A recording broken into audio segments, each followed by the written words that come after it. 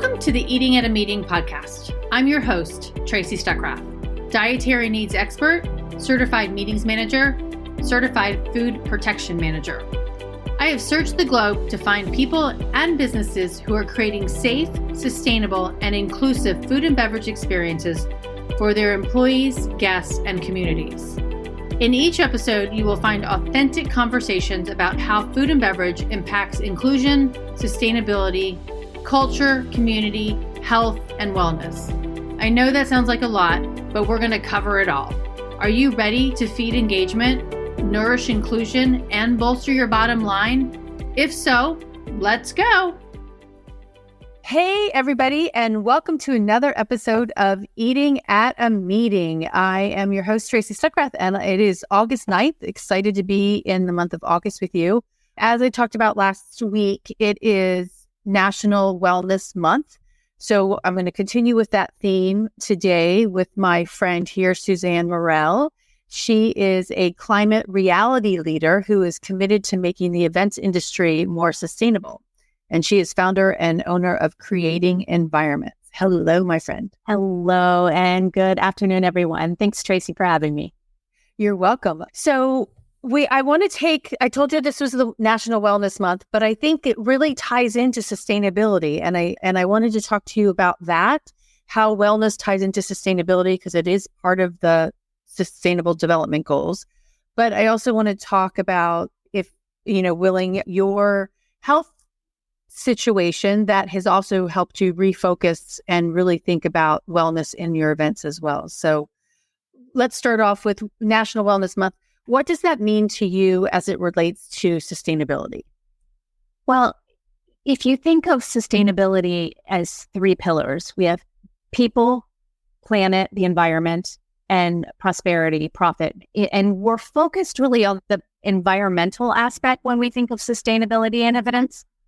But we really are forgetting that without people, we have no events. Without people that work the events and put them on, you don't have an event.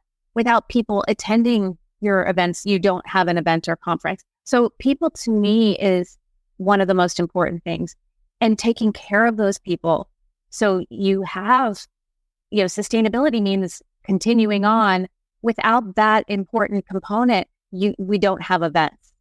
Oh, that's a really good point. I mean, because we don't have robots that can design all of these things at this point, right? To do that. So we don't have yet. Exactly. And we don't necessarily want them to take over every single job. But yeah, I mean, that's a really good point. And it is a big part of what we do because events are designed to bring people together. Exactly. And so what ways are you seeing in looking at its sustainability that wellness is being brought into the event design? Well, what I'm seeing, traditionally is the wellness, on a larger level. Like, are we having breaks in between sessions?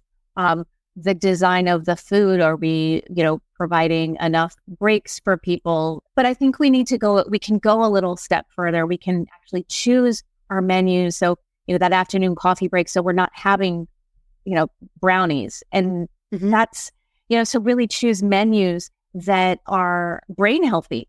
And, I come, as Tracy mentioned, speaking from experience, I've just last year had a very traumatic brain incident where I had a brain hemorrhage caused by a rupture, which caused a brain bleed, which means I had a stroke. And recovering from that for the past year and a half has been really challenging.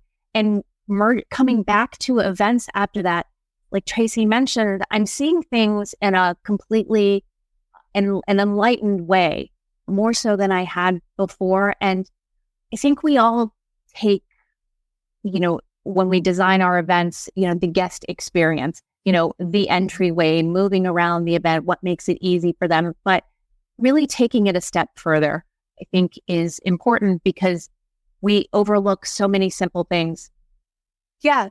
And you and I were at a convention together earlier this year and just talking to you, and I don't even remember any examples that we had from that, but going through that event with you and watching you experience that and what you need for not only your mental health, but physicality as well, right? Getting through those events.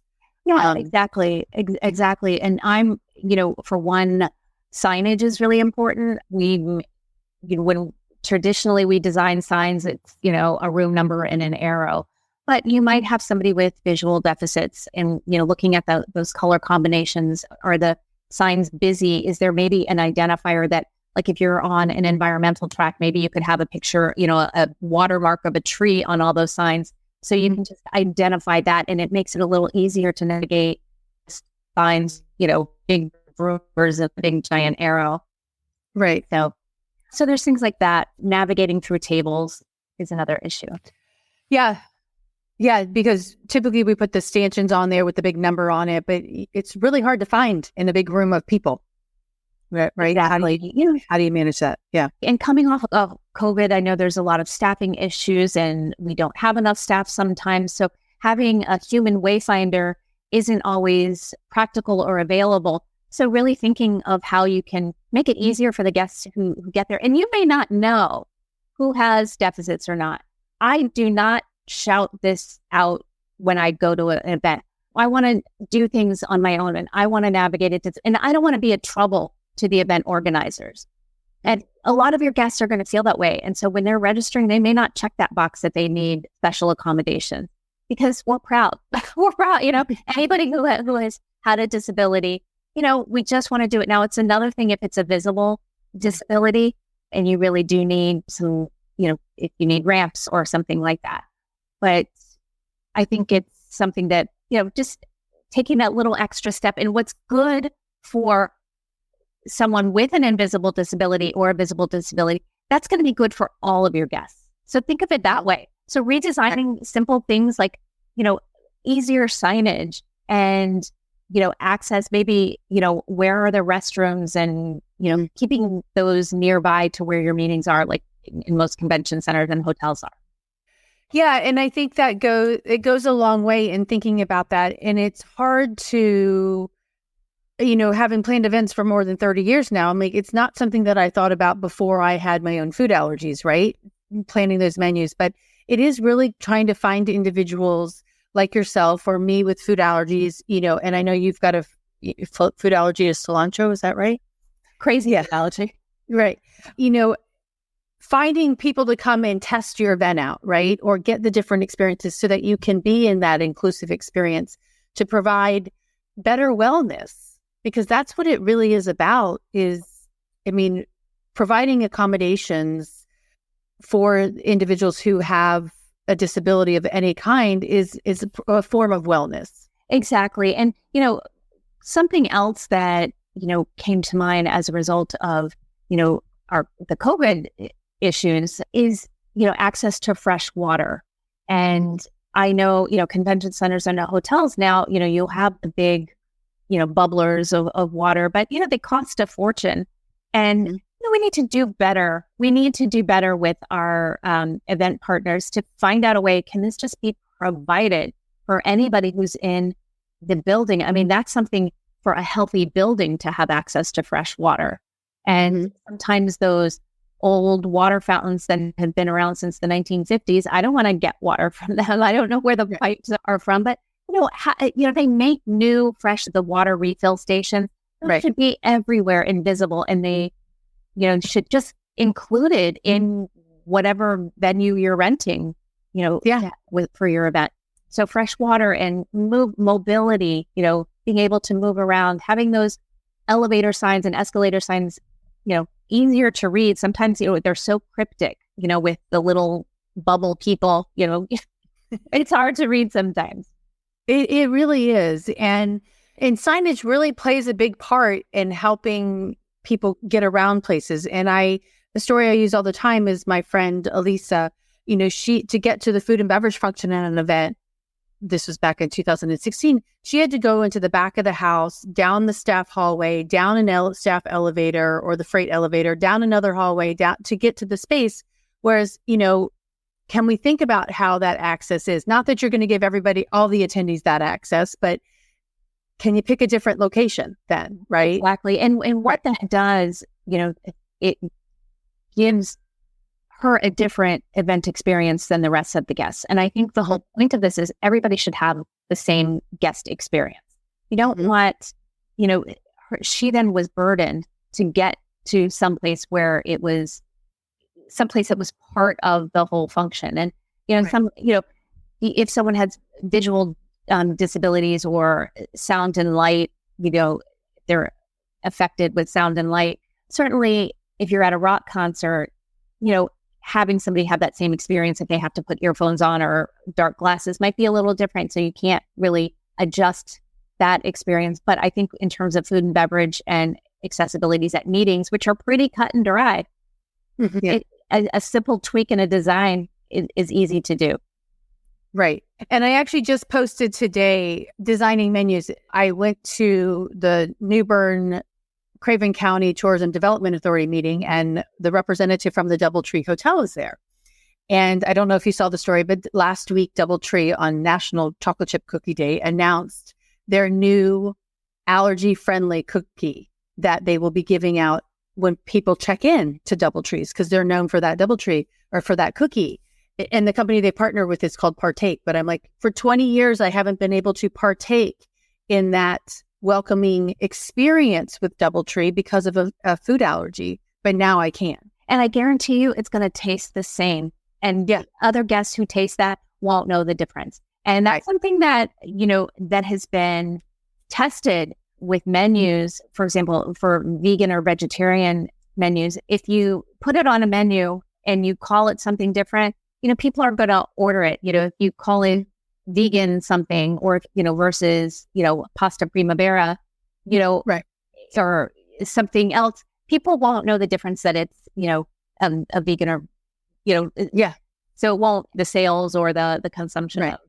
Well, and this one will be served in a prepackaged in a package to avoid cross-contamination against their signature cookie. But there was actually a study that just came out last week, and Julian shared it with me, about a woman at MIT who did a study, is that when you put the word vegan or vegetarian next to the dish, it actually dropped the percentage of people who chose that, which I thought was quite interesting. I'm trying to get her on the show to talk about that. Yeah, I'll pass on some information to you too, because there has been a lot of studies in Europe about that as well, and they've tested menus in restaurants.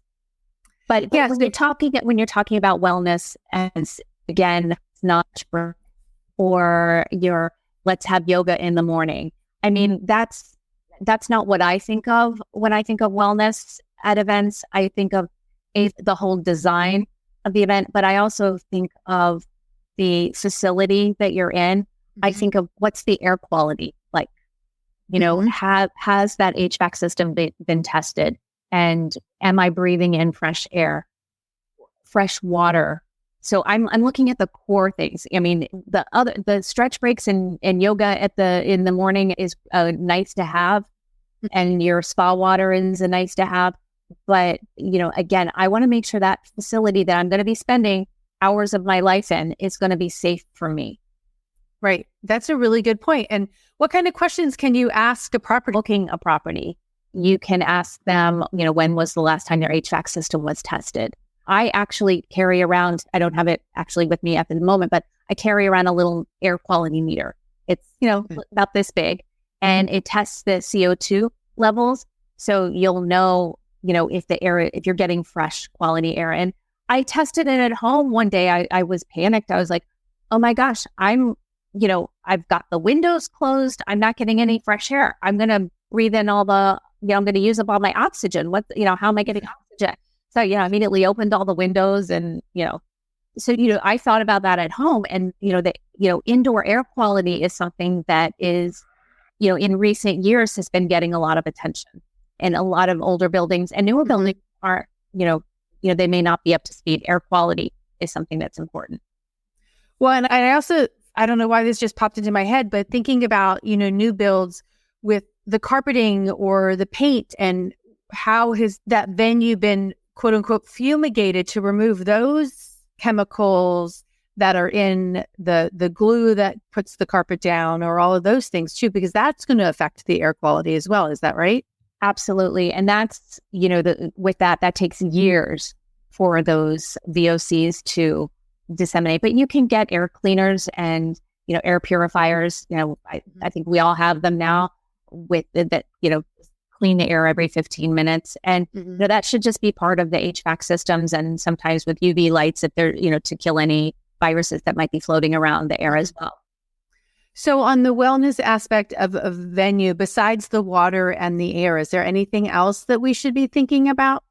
Sure. Making sure that there are, that when you're designing your event, that you want to make sure people can get up and walk around and move around. So they're not sitting in a theater style room without being able to get up and move.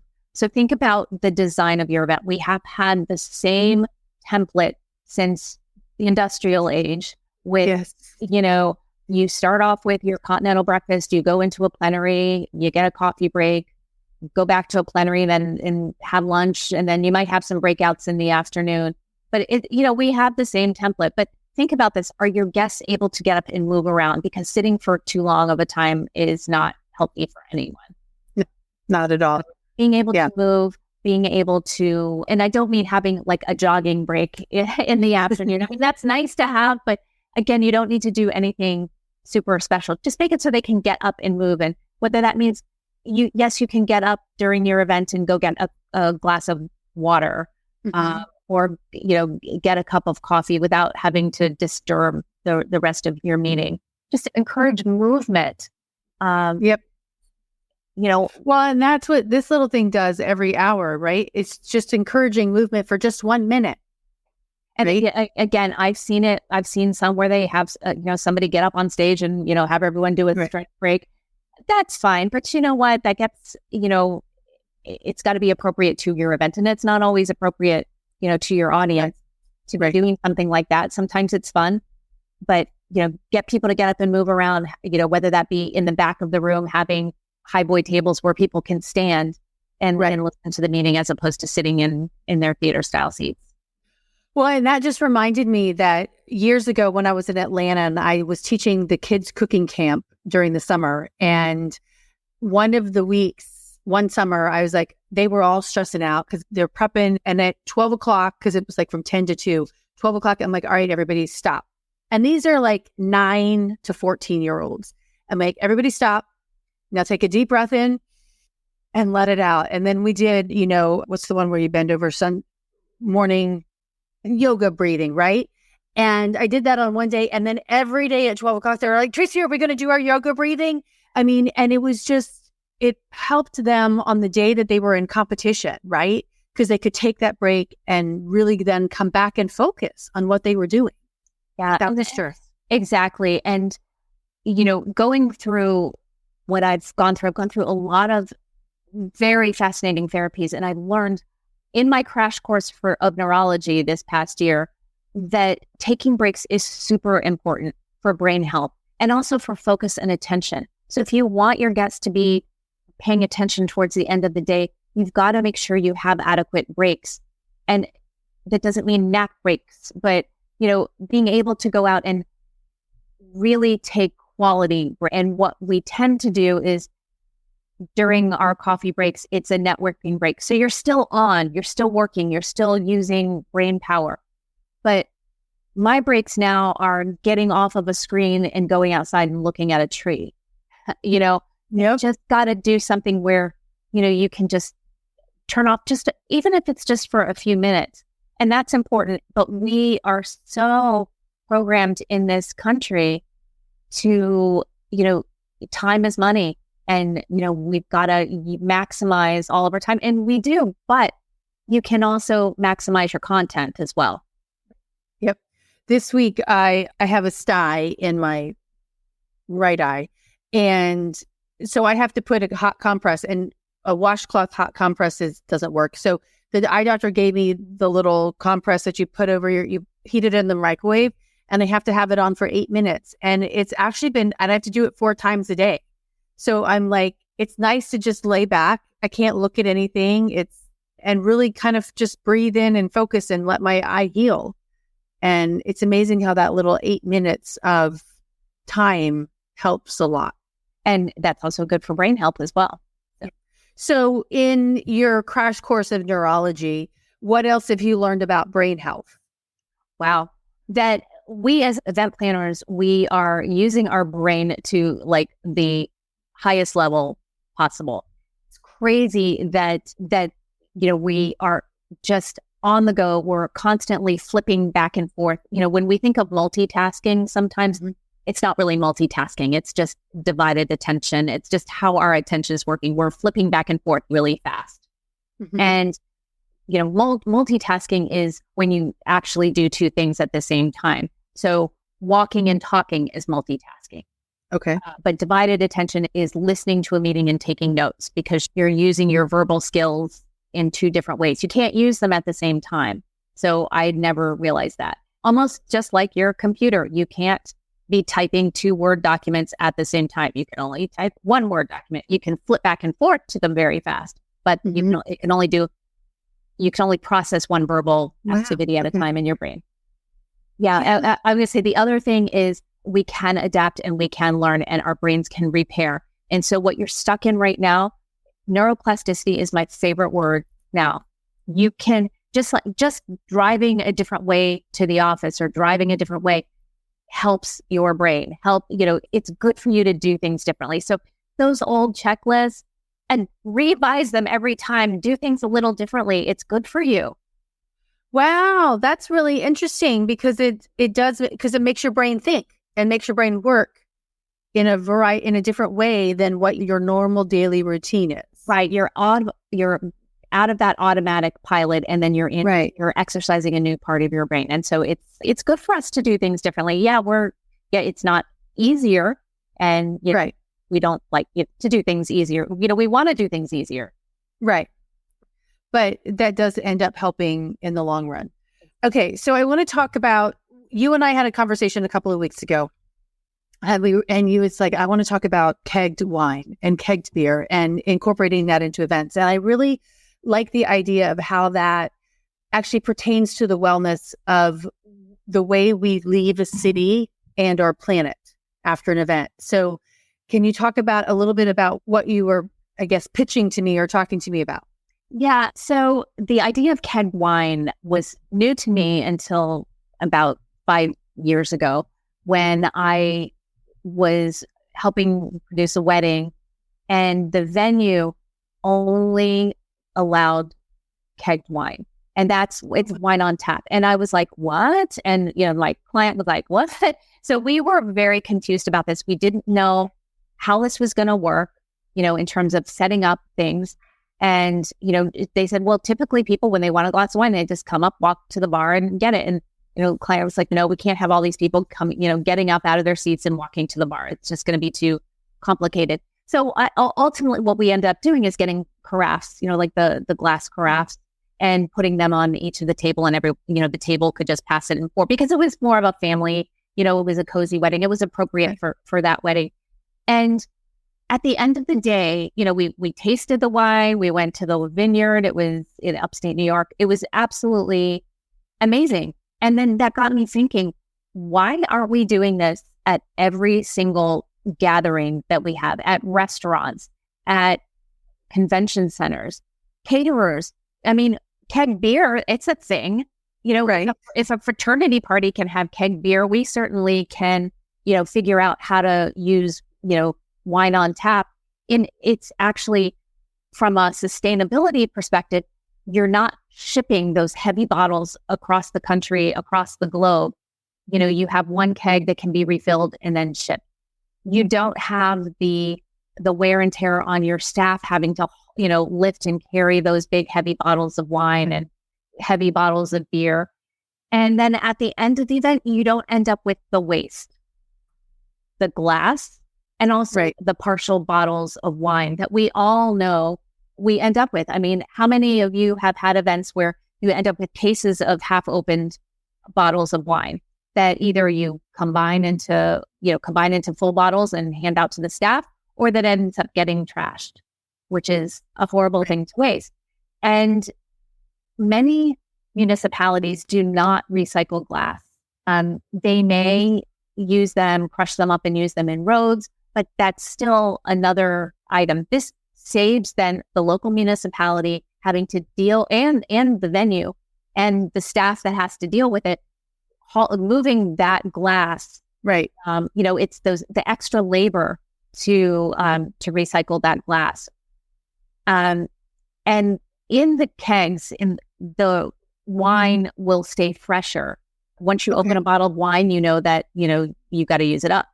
Right. Keg, because of the gases that are in there, you can reuse that keg for multiple events, for multiple days. And they're not like a big keg that you would see at a fraternity party. They're like half the size and, taller and skinnier. They may come in different sizes, but those are the ones that I saw. So if you're at a convention center, or if you're a caterer or at a restaurant, you can have that and you can use it for multiple days. And, once it's opened, you can still use it. And then you don't have the waste at the end of the day. And you can then also have a variety. You don't just have to have one, if you get a case of wine, it's the same bottle of wine for everybody. You could have multiple taps open, multiple kegs open, which is great, which it offers a variety without the waste. So I'm all for this. I really hope more restaurants and convention centers and caterers, because you can move them around. It's not something that has to be, stuck in one place. Right. So I think any large gathering should really consider this. I agree. And one of the things, and that's for a healthier planet, because you're reducing the amount of waste. And while you were talking, I didn't even think about the labels on a bottle, right? I mean, if it's a printed paper label on that wine bottle, what do we do when we recycle it, right? Because I think, I've never followed the paper trail for a recycled bottle, when it goes through multiple processes of washing and cleaning and heating before it gets to the final spot. Found an article that I sent you from Restaurant Hospitality about how a restaurant in Denver is doing this. And I'm going to share that article here. And it has actually helped, says, as a boon to the business and to the environment. So that restaurant, and he's the first restaurant in Colorado to do it. So I think it's a cool thing. And even because I just recently judged some awards for food and beverage for the Association of Luxury Suite Directors. To me, then that means those food and beverage providers at stadiums could use those kegs and carry them around all over, which typically they're just offering beer. Now they could offer wine. It can be in a cart that you can move around. So this is an opportunity to, for fabricators to create mobile, keg systems for beer and wine. But just, the waste of the partial bottles and the empty bottles in the glass is just enormous. And that weighs a lot. And then somebody's got to move that, we're so conditioned to, at an event, sometimes you go up to the bar and they give you a bottle of beer, or they'll pour the wine out of a bottle. But, what's the difference if, you've got a wine glass anyway, if it comes out of a larger vessel? And that's all it is. It's a larger vessel that you're pouring out of. Mm-hmm. And the same thing with a beer bottle.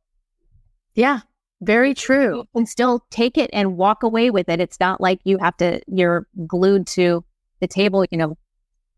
People also like, I notice with coffee, if there's a China cup, coffee cup or a paper cup, sometimes we'll automatically go for the paper one.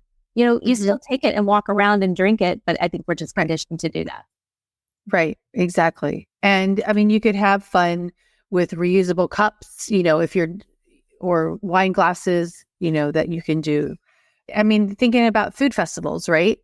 Or wine festivals, that allows them to bring more wine in a smaller kind of environment than bringing bottles of wine.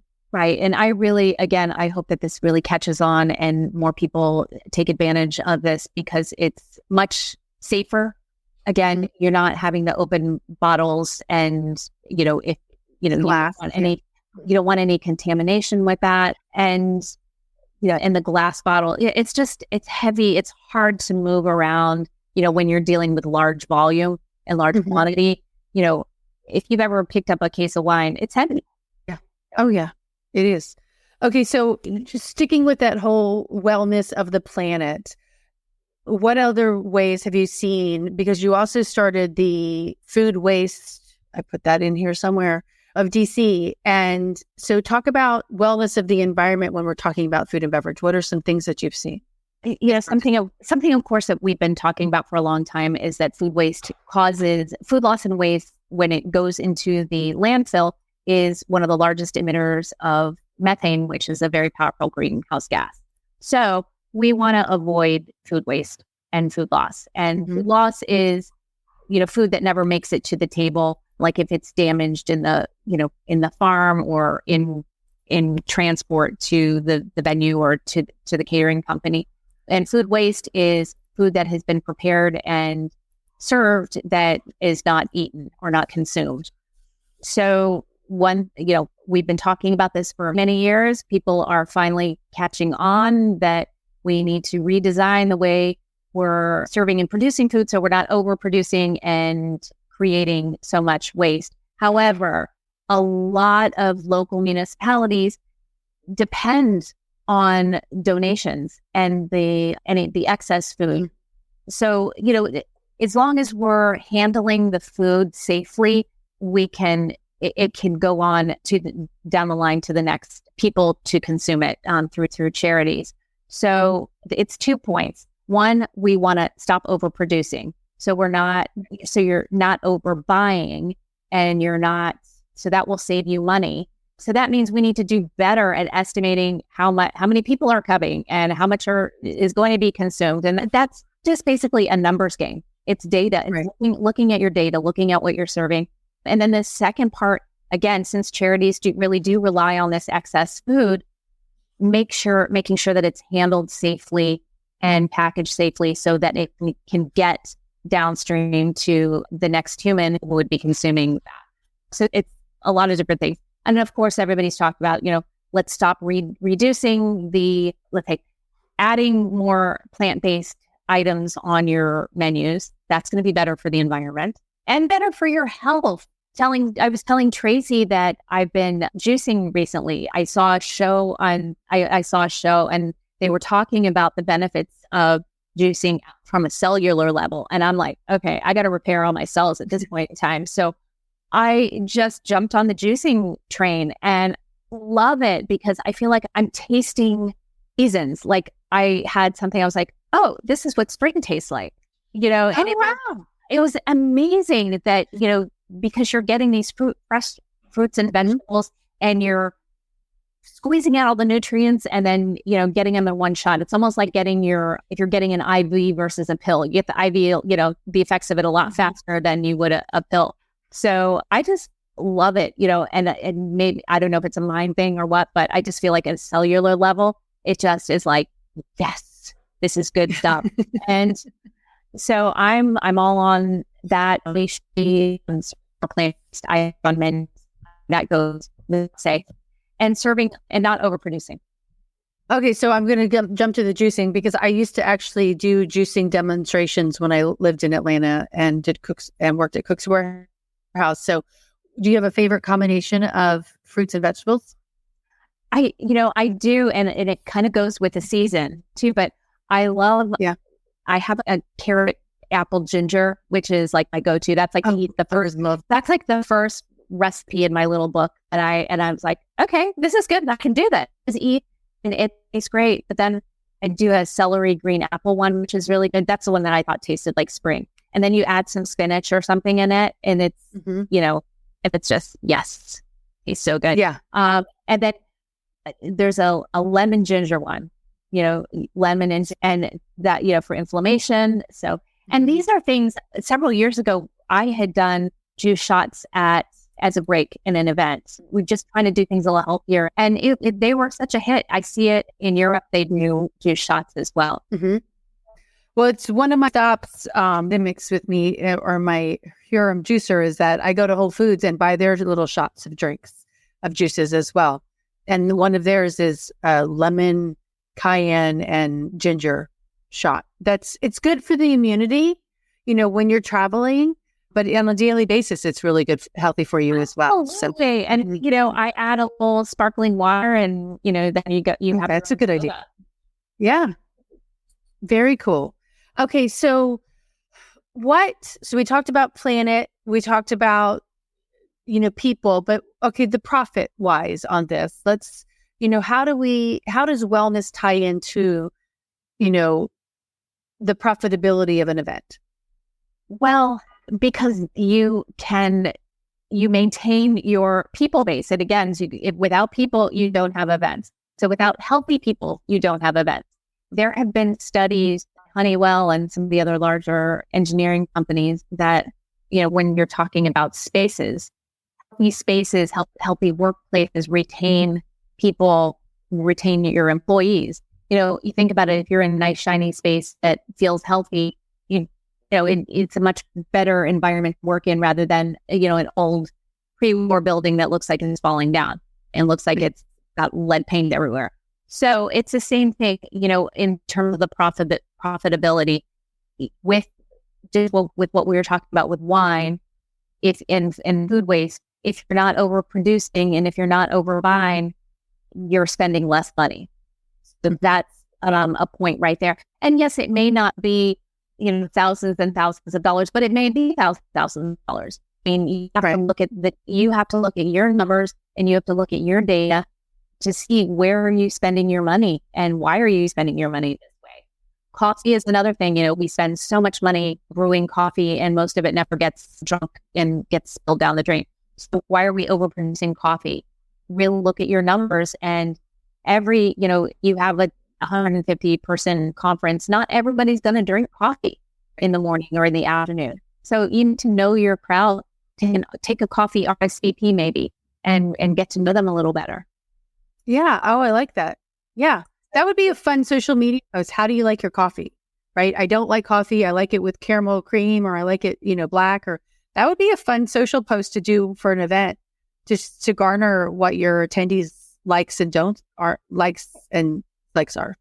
Yeah. I mean, you may have a crowd that are primarily tea drinkers, for example. So, you would need to make sure that you have plenty of hot water for that. And, when you're going back to saving, talking about the profit and saving money, again, with venues, they spend money on the energy that we use to produce events. I mean, those costs are passed to the host, when they're doing the venue rentals. But the energy to brew coffee and to heat water is enormous. There's a lot of, that's constantly plugged in. So, we can think about that, in terms of profit. Yes, it's less money, less energy that we're using. And again, these are nickel and dime things, but you can still think of that. We talked about signage. Can you reuse signs? Are there different ways that you can not print signs?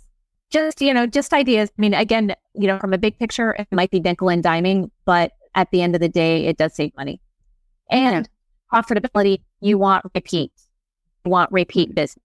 That's where your profit comes in. Well, and then all of the things that we've talked about today, I mean, putting the health and safety and the wellness of your people and the environment is going to entice people, especially the younger generation is really focused on what we're doing for their health and the planet's health, and which is going to in turn make them fans of you, which is going to in turn bring them back. Exactly. Yeah.